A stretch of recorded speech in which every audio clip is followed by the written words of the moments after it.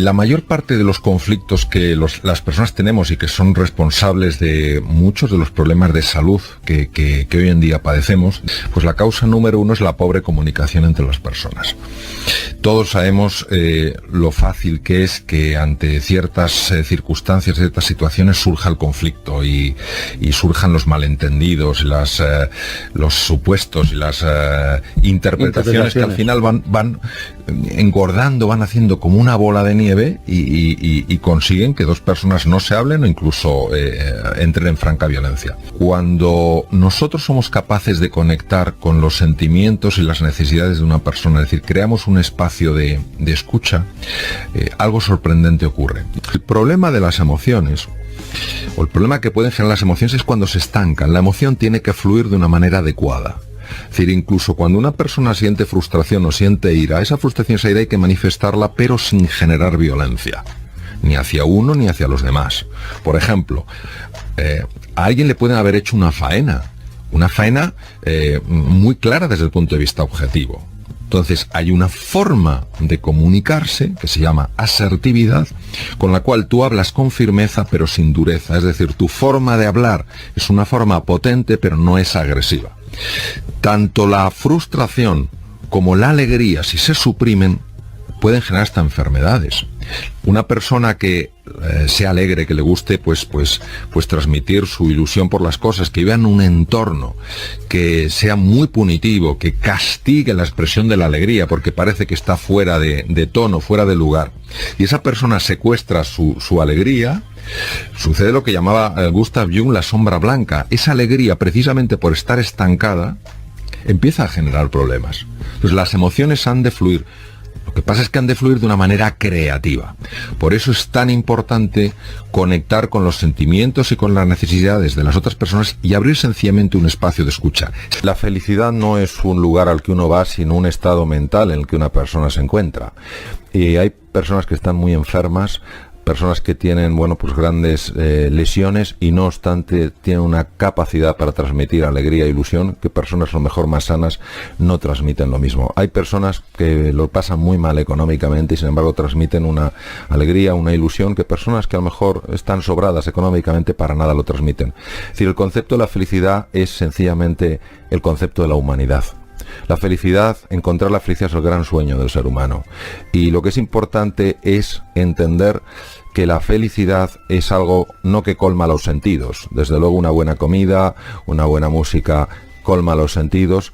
La felicidad es algo que colma el corazón y por eso creo que es oportuno hablar en cualquier momento de la felicidad y creo que es oportuno transmitir que en cualquier circunstancia, en cualquier situación podemos generar un espacio para mantener lo que los griegos decían la paz del sabio, ese estado de equilibrio donde la vida nos puede zarandear pero no nos hundimos y si nos caemos nos volvemos a levantar. Es decir, construimos el concepto de felicidad sobre algo que creo que es rotundamente falso.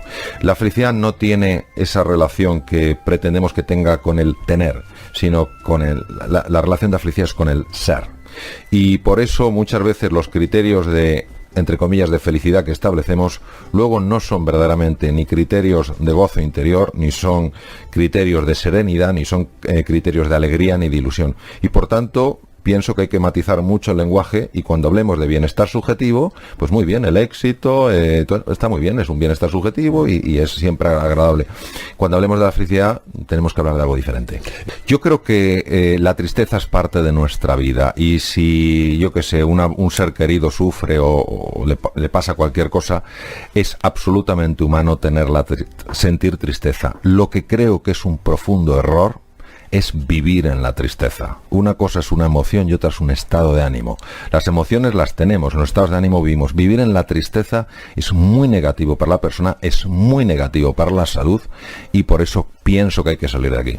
Cuando una persona lo está pasando mal, lo que hay que ser es muy cuidadoso en cómo se hacen propuestas o se hacen sugerencias. No se puede banalizar, o sea, el sufrimiento humano no se puede banalizar y darle una palmadita a alguien que lo está pasando mal y decirle, venga, esto se soluciona pensando positivamente, porque lo lógico es que se enfade y te mande a paseo. Ahora bien, si uno comprende que hay que empatizar, es decir, hay que entender cómo está viendo el mundo una persona que ha perdido su trabajo, que está enferma, de tal manera que esa persona se siente escuchada. Entonces, el momento en que se siente escuchada, no se siente ofendida por ningún tipo de comentario que puede sonar banal. Una vez que la persona se siente comprendida, es decir, te has alineado con su forma de ver las cosas, lo que puedes es proponerle una alternativa que le ayude a tomar pasos distintos a los que está tomando. Aquí es donde yo creo que entra el elemento que tú has comentado, el mal tiempo con la cara. Es la actitud. ¿Qué significa la actitud? La actitud es cómo yo me posiciono frente a una realidad. Si estoy pasando por un mal momento y yo frente a esas circunstancias me posiciono como diciendo, yo qué puedo hacer, yo no puedo hacer nada, esto es superior a mí.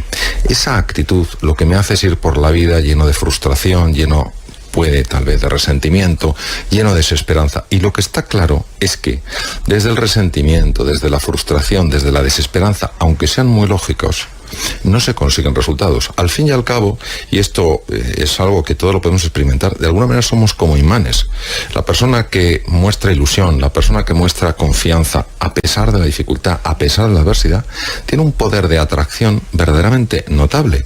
Hay personas que sencillamente lo están pasando mal y lo último que tenemos que hacer es dejarlas, entre comillas, a su suerte. Porque cuando una persona lo está pasando mal, sobre todo si es un hombre, tiende a aislarse, tiende a no quererse comunicar, a encerrarse en su propio interior. Y cuánto ayuda que alguien se acerque y sencillamente que le diga, estoy aquí, estoy a tu lado, vamos a luchar hombro con hombro, vamos a compartir destino. Algo muy distinto es la persona que se ancla en una posición negativa. Es la queja permanente sin ninguna propuesta de mejora.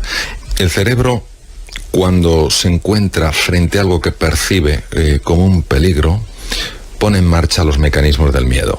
Y los mecanismos del miedo tienen tres posibles respuestas. Digamos más que respuestas, reacciones. La primera es el ataque, la segunda es el bloqueo y la tercera es la huida. El ataque en un medio civilizado, en un medio cultural, es la agresividad verbal, es la irascibilidad, es ese comportamiento que lamentablemente a veces llega a ser violento. Por eso hay personas que detrás de su violencia, detrás de su ira, detrás de su agresividad, lo único que hay es su miedo, se sienten en peligro. Hay otras, sin embargo, que se quedan bloqueadas, se aíslan y finalmente hay un grupo que huye, es decir, se aleja de allí porque considera que no tiene ninguna opción de hacer frente a lo que le ocurre. Ninguna de estas tres reacciones genera algo positivo para el ser humano. Las tres son lesivas, tanto en la interacción con los demás como a nivel de la salud. Los mecanismos de ira mantenidos en el tiempo debilitan enormemente el sistema inmunitario, que nos protege frente a bacterias, virus y tumores. Los mecanismos de huida y aislamiento, cuando nos enquistamos en ellos, también debilitan el sistema inmunitario. Y es curioso porque se generan hormonas muy semejantes. Está la presencia, por ejemplo, del cortisol en niveles muy altos y muy sostenidos en sangre, que francamente el cortisol utilizado como medio terapéutico pues puede tener sus aplicaciones, pero el cortisol elevado en estos estados emocionales, que no son simplemente emociones, son estados emocionales, es muy lesivo. ¿Qué hacemos con el fracaso? Bueno, el fracaso es una percepción y es una realidad. Es una realidad en cuanto que quería lograr algo y he obtenido un resultado distinto. Lo cual no quiere decir que ese resultado a lo mejor no sea mejor que lo que yo buscaba. Recordemos que el post-it, unas patentes más impresionantes de la historia, es resultado de un error. Entonces, no todos los errores quiere decir que tengan consecuencias catastróficas. Entonces, sencillamente quiere decir que yo algo que buscaba no lo he conseguido. Y por tanto es la exigencia de intentar algo nuevo o de ver qué puedo aprender de lo que ha sucedido o cómo puedo aprovechar eso que ha sucedido. Por otro lado, el elemento lesivo del error no está muchas veces tanto en la realidad como en mi percepción. Nosotros vivimos una cultura, y yo acabo de volver de Asia, y en Asia la cultura del error es tremenda, da pena porque hay gente de tantísimo valor y tantísima capacidad, pero culturalmente el error lo viven como una vergüenza intensísima, por lo menos en algunos países en los que he estado. ¿Qué ocurre? Que en la percepción del error muchas veces nos atacamos a nosotros mismos.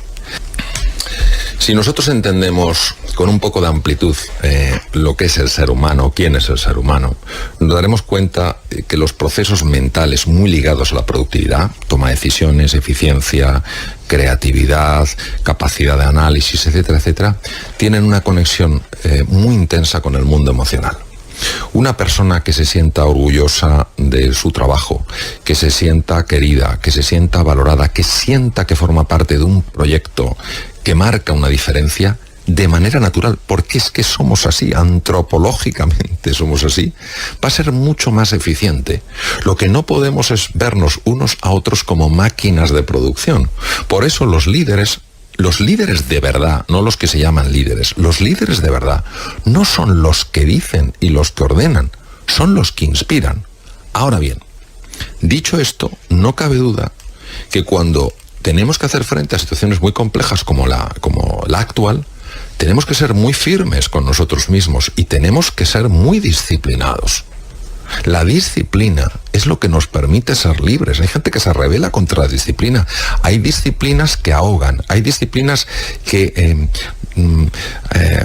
hacen languidecer al espíritu humano. Hay disciplinas que son absolutamente necesarias para poder ser creativos y poder ser verdaderamente libres. Entonces, toda esa disciplina que nos ayude a hacer las cosas cada vez mejor es bienvenida, pero una disciplina no es meternos una cadena de montaje como personas. Lo mejor de un ser humano no lo vas a sacar ni siquiera dándole el cheque de su vida.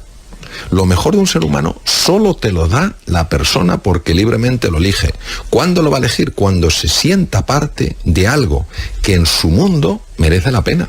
Uno de los más grandes obstáculos del ser humano para crecer y evolucionar es la inercia. Por eso el precio de la libertad es la eterna vigilancia. Tienes que estar constantemente vigilando tu inercia, la apatía y el rechazo a salir de la zona de confort. ¿Qué pasa? Pues que cuando nuestros sentidos están colmados, pues porque nos van bien las cosas, pues porque los días son predecibles, no hay sorpresa, etcétera, es muy fácil acomodarse, es muy fácil adocenarse, es muy fácil dejarse llevar por la inercia. Pues esto es justo lo contrario a lo que tenemos que hacer. De hecho, uno de los mayores peligros en la vida es tener éxito. Empresas que han tenido mucho éxito han considerado que como tenían éxito, el éxito sería para siempre. Y el éxito es consecuencia de una mentalidad.